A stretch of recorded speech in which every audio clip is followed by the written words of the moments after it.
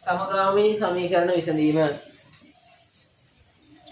නොදන්නා පදයක සංගුණක අසමාන අවස්ථාවල සමගාමී සමීකරණ විසඳීම.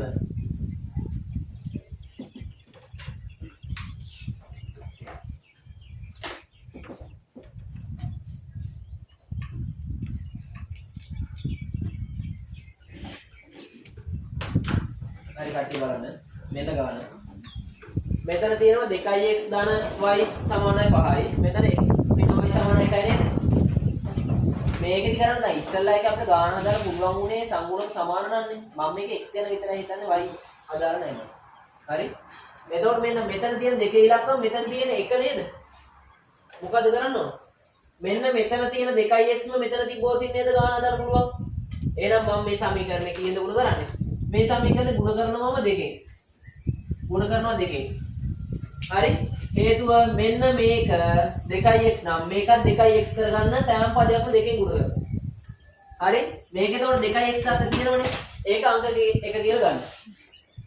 මෙතන දෙකෙන් ගුණ කරද්දී 2x ඍණ 2y සමානයි 2යි කියලා ගන්න පුළුවන් නේද?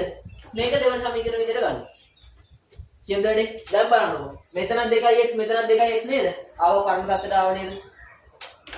හරි? ඉතින් පළවෙනි සමීකරණයෙන් මෙතන ධන 2x තියෙන මෙතන ධන 2x තියෙන මෙතන ඍණ 2x වුණොත් නේද කැපිලා යන්නේ? එහෙනම් පළවෙනි එකෙන් දෙවෙනි එක මොකද කරන්න ඕන? අඩු කරලා.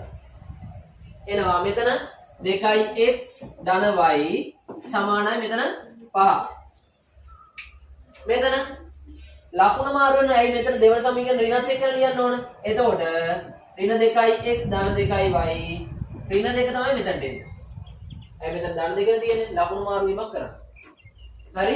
ඉතින් මෙන්න මේකට මේක කැපිලා යනවා. 1y 2y 3y සමානයි මෙතන එන්නේ කීයද? 3යි. y ගාගේ කීයද එතකොට?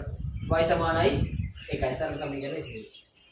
දැන් පළවෙනි එකට ආදේශයෙන් එකට ආදේශයෙන් එතකොට ලියන්න පුළුවන් 2x ධන y සමානයි 5යි. y ගාගේ 1යිනේ.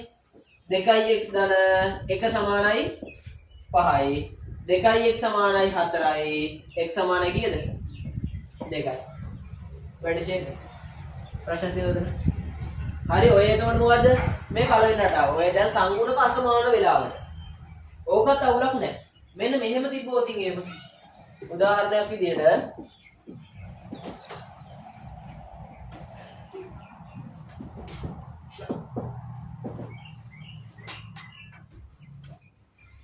හරි මෙන්න මෙහෙම තිබ්බොත්. දැන් මොකද කරන්නේ? මෙතන තියෙන 2x මෙතන තියෙන 3x. මෙතනදී නම් මෙතන 2 තිබ්බ මෙතන 1 තිබ්බේ. එහෙනම් මේ සමීකරණ දෙකෙන් ගුණ කරාට පස්සේ වැඩේ කොටනේ. හරි? එතකොට මෙතනත් 2යි මෙතනත් 2යි. හැබැයි මේකේ මෙතන 2 තියෙන්නේ මෙතන 3 තියෙන්නේ. පුළුවන් ද එහෙම හදන්න?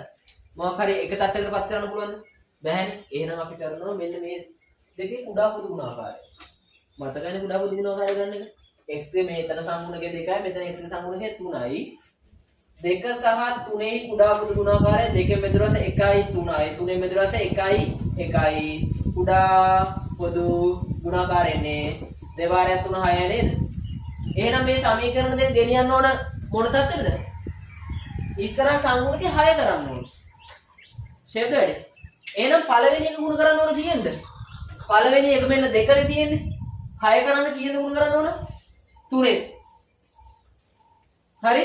ඉතින් මෙන්න 2 වාරයක් 3 6යි x. මෙතන 3 වාරයක් 3 9යි y සමානයි 12 වාරයක් 3 36යි.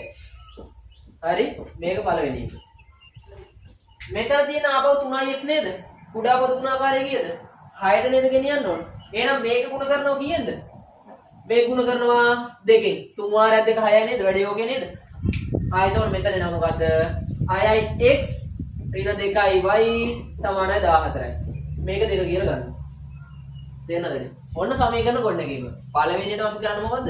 සංගුණක සමාන කරගන්න ඕනේ x ටික. ඒක තමයි අපේ රටාව. හරිද වැඩි? ඉතින් මෙන්න දැන් පළවෙනි එකෙන් අඩු කරනවා දෙවෙනි එක. ඇයි හේතුව? මෙතනත් ධන 6x මෙතනත් ධන 6x මෙතන ඍණ වුණොත් නේද මේ වැඩේ සාර්ථක. එහෙනම් මේක ඍණ කරන්න මේ දෙවෙනි සමීකරණයම ඍණයෙන් ගුණ කරන්න වෙනවා. ඒකින් තමයි පළවෙනි එකෙන් දෙවෙනි එක අපි අඩු කරන්නේ. හරි එතකොට මෙන්න පළවෙනි සමීකරණේ 6ix ධන 9යි y වෙනම 36. අඩු කිරීමන්නේ තියෙන දෙවෙනි සමීකරණය. ඒ කියන්නේ මේවා ලකුණු මාරු වෙන්න ඕනේ. මෙන්න ධන 6යි x වෙනකොට දානවා ඍණ 6යි x. ඍණ 2යි y වෙනකොට දානවා ධන 2යි y. ධන 14 වෙනකොට දානවා ඍණ 14. මෙතන කිව්වොත් ඍණ 14 මෙතන දාන්න මොකද? ධන 14. ලකුණු මාරු කිරීමක් කරන්න. ඍණෙන් ගුණ කරනවා කියන්නේ ලකුණු මාරු කරනවා කියන්නේ. හරි. ඉතින් මෙන්න මේකට මේක කැපිලා යනවා. 9යි y 2යි y 11යි y. මෙතන එනවා 36න් 14 කඩු කරලා 22යි. දෙපැත්තම බෙදුවම 11න් y ගාගේ 2යි. දැන් එකෙන් නැත්නම් මේකෙන් කැමති එක. මම ලියනවා මෙන්න මේකට ආදේශය. හරි 2x ධන 3y සමාන 12ට ආදේශයෙන් සමීකරණ 9ක් දැම්මේ නැත්නම් මම නම ලියනවා මෙහෙම. මම එක දෙක කියලා අංක නම් මම දාලා නැහැ නේ. මම මෙන්න මේ සමීකරණට ආදේශයෙන් කියලා ලියනවා. කිසිම අවුලක් නැහැ. හරි.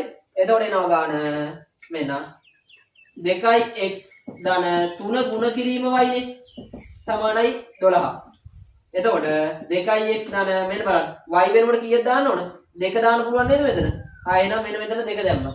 2 වාර 3 6යි සමානයි 12යි. සරල සමීකරණ විසඳීමක් නේද එන්නේ? ඉතින් මේක මෙහාට ගියාට පස්සේ 36ක් වෙනවා. එතකොට 2x සමාන වෙනවා කීයටද? 6ට x සමානයි දෙපැත්තම දෙකෙන් බෙදුවා පස්සේ 3යි. වැඩි ෂේප්ද? තේරුණාද වැඩි? මොනද රටා දෙකෝ. මේකේ එකක් අනේක තත්ත්වයට පත් කරන්න පුළුවන් නම් සංගුණ කසමාන හැබැයි. හරි හැබැයි මේක එකක් අනේක තත්ත්වයට පත් කරන්න බැරි නම් මේ දෙකේ කුඩා පොදු ගුණාකාරය වල තමයි ගානට යන්න ඕනේ. කුඩා පොදු ගුණාකාරය තත්ත්වයට තමයි පත් කරන්නේ. ෂේප්ද වැඩි? එකක් ගලපා.